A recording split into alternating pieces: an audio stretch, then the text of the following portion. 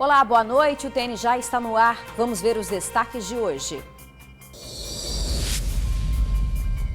Bebê agredido em casa que funcionava como creche em Vitória. As suspeitas tiveram que se explicar. Disse que estava nervosa, passando por problemas pessoais e que em razão disso teria cometido esses atos impensados contra as crianças.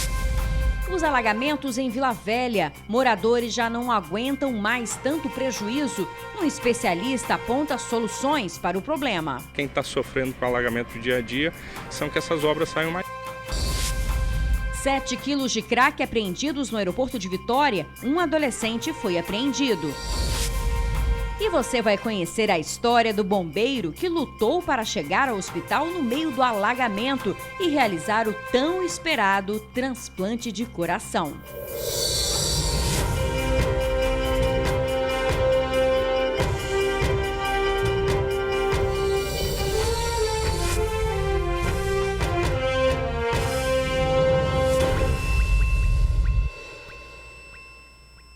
As imagens que você vai ver são revoltantes. 2 mulheres foram flagradas agredindo um bebê numa casa que funciona como creche em Vitória.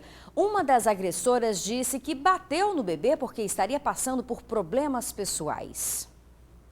As imagens são de causar revolta em qualquer pessoa. 2 cuidadoras estão com um bebê de 5 meses e uma das mulheres bate na criança porque ela estava chorando. Assim que recebeu o vídeo, a mãe da vítima procurou a Comissão de Proteção à Criança e ao Adolescente. A mãe já tinha ouvido alguns relatos, mas ela não gostaria de acreditar naquilo. Mas diante da prova material, diante do vídeo, ela não teve outro caminho senão nos procurar e pedir ajuda, efetivamente pedir auxílio do poder público para resolver essa questão. A mulher que dá os tapas na criança se chama Francisca Alves da Cunha Ramos, de 66 anos. Ela é a dona de uma creche. E a ajudante é a Giliana Aguiar Ribeiro, de 29 anos. As duas negaram as agressões. Inicialmente, tanto a senhora de 66 anos quanto a outra cuidadora negaram os fatos. Disseram que não, que cuidavam muito bem das crianças, mas diante da exibição do vídeo, então o vídeo foi exibido e aí não houve outro caminho que não a confissão. O vídeo demonstra claramente que as crianças eram agredidas, que sofriam maus tratos físicos, que não é um cuidado adequado para uma criança de apenas 5 meses de idade. E aí, então, elas confessaram os fatos. O vídeo do flagrante foi gravado por uma vizinha que desconfiou de algo errado, porque ela costumava ouvir as crianças chorando bastante. Esta aqui é a casa onde funcionava a creche, mas agora, depois que a dona foi acusada de maus tratos, o local está fechado. Nós conversamos com a avó da criança agredida, a dona Djanira.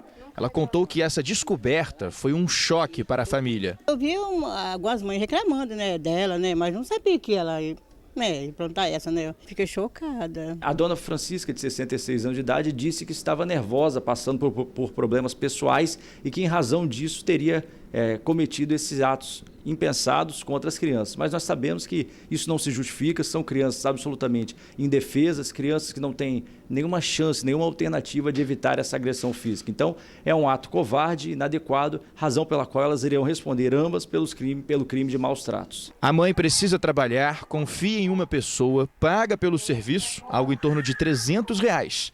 E ao invés da criança estar segura, ela é agredida. Quem é pai ou mãe pode imaginar a revolta. Muita gente falava, muita gente comentava e tudo, e isso aí não é da agora que as pessoas estão sabendo disso, não. É grave, né? Apagar para bater no seu filho, pelo amor de Deus. É inadmissível. Se a pessoa não tem paciência para trabalhar com criança, trabalha com outra coisa. Mas isso não pode acontecer e tem que denunciar mesmo. Olha, a proprietária da creche assinou um termo circunstanciado por maus tratos e vai responder pelo crime em liberdade. O inquérito foi enviado à Justiça. Fica aí também um alerta para os pais, para saberem onde estão deixando seus filhos. Moradores da Grande Cobilândia, em Vila Velha, ainda estão sofrendo com as consequências do temporal do último sábado. Durante o dia, muita gente teve que limpar a casa e descartar móveis e eletrodomésticos perdidos. Nós vamos chamar a repórter Keila Lopes, que está na região neste momento. Boa noite, Keila.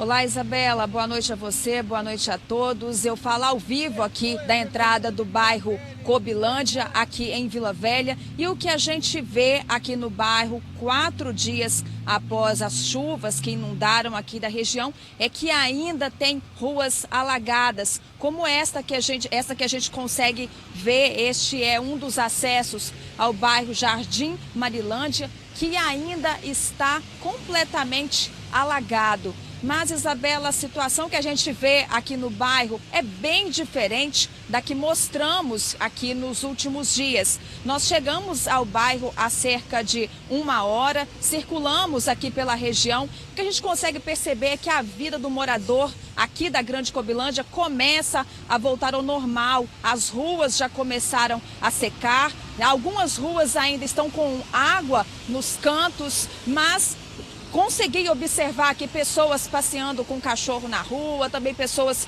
voltando com sacolas, saindo do mercado. Então a gente consegue perceber que a vida do morador está voltando ao normal aqui na região. E para evitar que toda essa situação, que o morador não passe mais por isso, ou pelo menos, passe por poucos problemas relacionados aos alagamentos aqui na região, o governo do estado anunciou obras de macrodrenagem. De acordo com a Secretaria de Estado de Saneamento, Habitação e Desenvolvimento, está prevista a construção de um sistema de bombeamento do canal Marinho para a Baía de Vitória. Além disso, um sistema para impedir que a maré avance para dentro dos bairros aqui da Grande Cobilândia. O bombeamento também vai acontecer no canal Marilândia para o Marinho, e a previsão é de que estas obras tenham início aí no final deste ano e início do primeiro semestre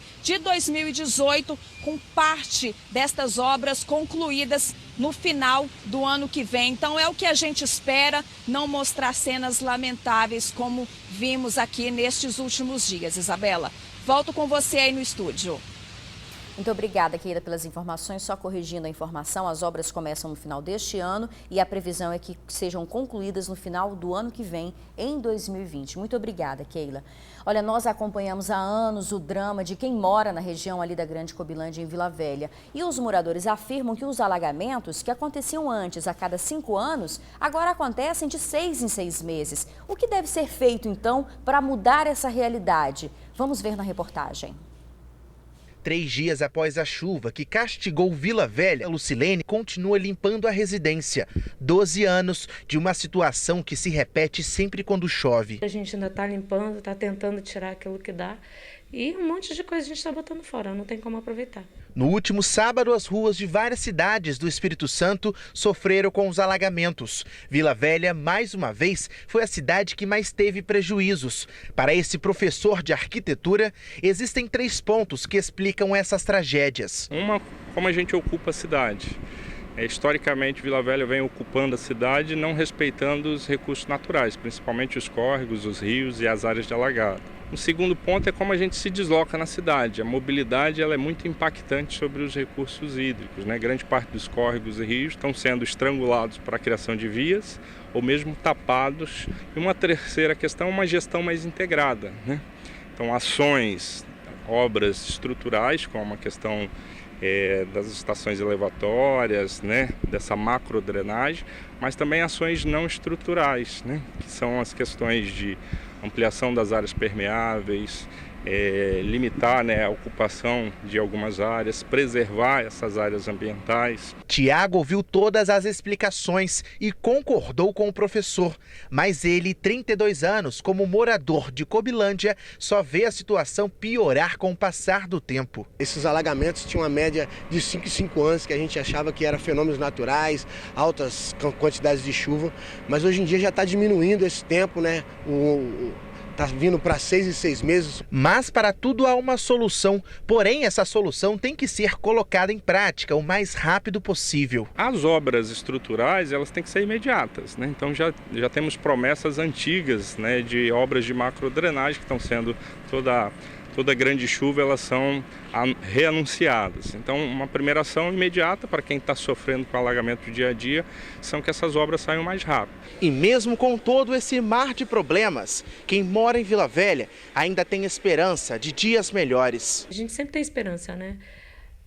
A gente não tem assim, pretensão de vender também quem compraria, e aí sair daqui é mais complicado, então a gente não tem mesmo o que fazer. E aí a esperança é que um dia isso mude. Vamos aguardar então para ver se esse cronograma de obras de macrodrenagem seja cumprido, né? E por causa dos alagamentos na Serra, moradores do bairro Hélio Ferraz fizeram um protesto hoje cedo. A manifestação foi no final da praia de Camburi, em Vitória, na entrada da Vale. Os manifestantes colocaram fogo em pneus e interditaram o acesso ao complexo de Tubarão. A comunidade afirma que uma lagoa que fica no bairro transbordou durante a chuva no fim de semana. A água invadiu as casas e muitas famílias perderam tudo. Os manifestantes afirmam que a Vale teria fechado uma comporta na lagoa após um vazamento de óleo, o que deixou a situação ainda pior. Por isso, fizeram um protesto na porta da mineradora. Nós conversamos com os manifestantes, eles reclamam que toda vez que chove, a situação é a mesma.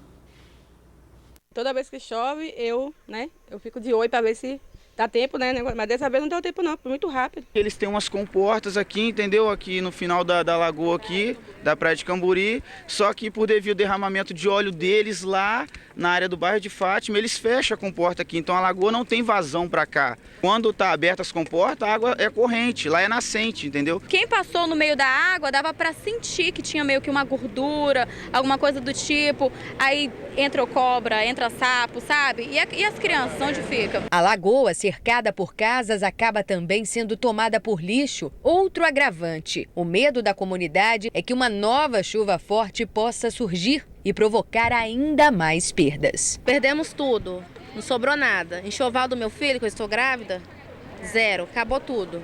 Tá tudo entulhado lá do lado de fora, que a gente ainda conseguiu limpar a casa ainda. Toda vez que chove forte, todo ano é desse jeito. A Vale disse que a chuva do fim de semana elevou o nível da lagoa e que não há nenhum tipo de comporta no local. Confirmou ainda que houve vazamento de óleo de uma oficina e que tomou medidas para conter e recolher o material. Olha, a gente faz um rápido intervalo. Na volta, você vai ver que um adolescente foi preso no aeroporto de Vitória com 7 quilos de crack. Agora vamos ver imagens do trânsito neste momento na ponte de Camburi. Um adolescente foi detido com 7 quilos de crack no aeroporto de Vitória. A droga estava escondida numa mala e foi encontrada durante uma fiscalização de rotina da Polícia Federal. O menor de 17 anos vinha de Porto Velho, em Rondônia, na região norte do país. Ele foi detido e vai responder por tráfico de drogas. O adolescente foi apresentado à justiça. Já em Vila Velha, uma cuidadora de idosos foi agredida por um adolescente durante um assalto. Revoltada com os bandidos, ela ainda fez uma espécie de exorcismo. Ela tem coragem de enfrentar um ladrão. Lutou com ele para recuperar o celular comprado com esforço. A cuidadora de idosos de 55 anos estava nessa igreja em Itapuã, Vila Velha. Havia passado 7 horas aqui limpando a igreja afetada pela chuva. Ao voltar para casa, a surpresa nada agradável. De repente o rapaz apareceu e falou, perdeu, tio. Eu falei, perdeu não, cara. Assustei, falei, perdeu o quê? Tá, passa o celular. Falei, não, Satanás, demônio, você não vai roubar meu celular não. Sai daqui, Satanás, demônio dos infernos. Meu celular eu comprei, cara. Eu comprei o celular com meu suor, eu trabalho. E aí o que aconteceu depois? Ele me agarrou, me segurou forte. E falou assim, passa o celular, tia, solta. Eu segurei meu celular bem forte, falei, não, demônio, você não vai levar meu celular não, Satanás. Sai daqui, em nome de Jesus, o sangue de Jesus tem poder, sai daqui. Ela conta que reagiu assim porque o ladrão que a abordou não estava armado. Só chegou e pediu o celular, e eu vi que ele não estava armado e nem o outro. Quando eu olhei para o outro, eu falei, poxa, que ele vai atirar em mim. Mas na hora que eu olhei, ele estava quietinho, ele não estava armado, aí eu falei, não vai levar, entendeu? Mas acabou sendo salva de sofrer mais agressões físicas por um policial militar, a quem ela agradece a ajuda. Ele montou na moto, na hora que o cara deu a partida, o militar apareceu e falou, para. Aí mandou eles parar e deitou eles no chão. Graças a Deus, Deus enviou ele ali. Muito obrigado, que Deus abençoe a vida dele, né? Ao final, após conhecer a mãe dos 2 jovens, acabou por pegar os nomes deles para fazer uma oração. Assim que eu cheguei no DPJ lá, elas chegaram, aí perguntou o que aconteceu, eu falei. Aí convidei elas para vir à igreja, falei, não tenho raiva dos filhos da senhora. Ele apenas vai pagar pelo que ele fez, mas Deus tem uma bênção para ele. Deus vai salvar a vida deles, porque mãe nenhuma merece ter um filho assim. Trouxe o nome que eu vou colocar na igreja aqui para orar. Em nome de Jesus, eles vão ser salvos. Que história, hein? Isso aí, tem que ter fé mesmo. Olha, os suspeitos foram encaminhados para a delegacia. E a seguir, a história de um bombeiro que no meio do temporal recebeu a notícia que faria o tão esperado transplante de coração. Você vê também agora imagens ao vivo da Reta da Penha. Trânsito complicado, hein? A gente já volta. Gente, agora imagine no meio daquele temporal do fim de semana, uma pessoa que estava lutando pela vida. Seu Isaurino recebeu a notícia que faria o transplante de coração naquele momento. Foi uma dificuldade enorme para chegar ao hospital. Foi na madrugada do último sábado que o bombeiro aposentado, seu Isaurino, de 51 anos, e a esposa, Luzinete, receberam a notícia. Ele, que há 3 meses aguardava na fila por um transplante, receberia um novo coração.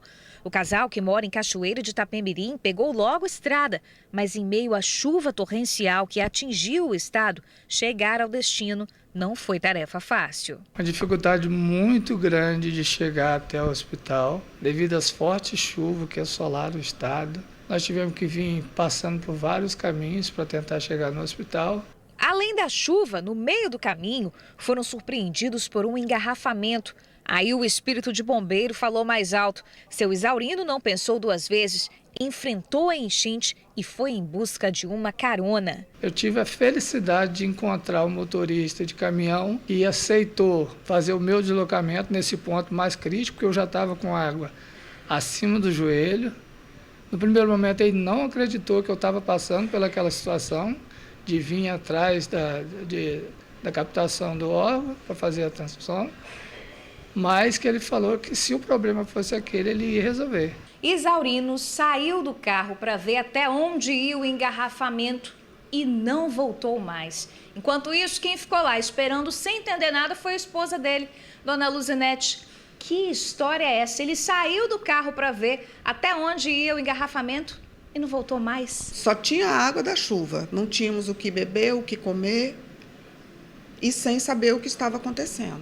Assustada, com medo da água, que a água começou a subir e com medo também de permanecer na BR. O marido já estava longe. O caminhoneiro deu uma carona até o quartel do Corpo de Bombeiros mais próximo. Depois, seu Isaurino seguiu de viatura até o hospital em Cariacica. Eu fui até o quartel do Corpo de Bombeiros, pedi um auxílio a eles, me apresentei, que eu também sou militar, e aí prontamente a equipe que estava chegando no quartel me botou na viatura e me trouxe, me deixou aqui no portão do Meridional. Isaurino lutava de um lado e a equipe de captação do outro. Com tanta chuva, o helicóptero não conseguiu chegar até o hospital em Cachoeiro de Itapemirim. Foi uma viatura da Polícia Rodoviária Federal que conseguiu captar o coração doado. Depois de uma verdadeira saga, a aventura de seu Isaurino em busca de um novo coração teve um final feliz.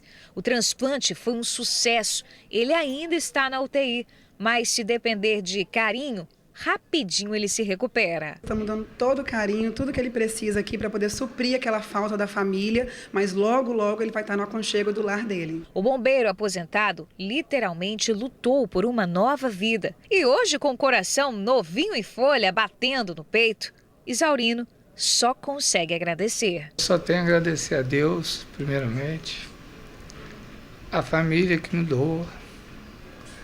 E, assim, pelo que os médicos estão falando, a recuperação está ótima. As meninas que estão cuidando de mim são excepcionais.